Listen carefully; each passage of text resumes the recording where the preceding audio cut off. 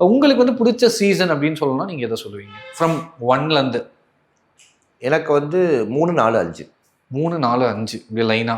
Okay. ஏன் எதற்காக? 3 வந்து ரொம்ப ஃபன்னா, நல்லா, ம். சூப்பரா போன ஒரு சீசன். ஓகே. அப்பதான் பிக் பாஸை நான் உருப்படியா பார்க்க ஆரம்பிச்சேன். ம்.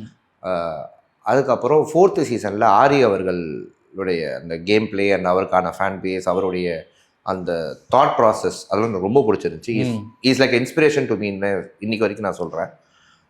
நிறைய கருத்துக்கள், சமூக கருத்துக்கள்லாம் ப்ராப்பராக அவர் பண்ணுற ஆள், கரெக்டாக இருக்கிற ஆள் அப்படின்றதெல்லாம் நம்மளால் பார்க்க முடிஞ்சுச்சு. அதுக்கப்புறம் 5வது சீசனில் ராஜுபாய் பிரியங்கா காம்போ வந்து ரொம்ப சூப்பராகவே இருந்துச்சு. அந்த ஒரு ஃபன் கண்டென்ட்டும் ஒரு லோடாக இருந்துச்சு. இவங்கெல்லாம் கொஞ்சம் ரொம்ப நெகட்டிவ் இல்லாத ஒரு ஆட்கள், ரொம்ப அவர்ஷன் ஆகலை.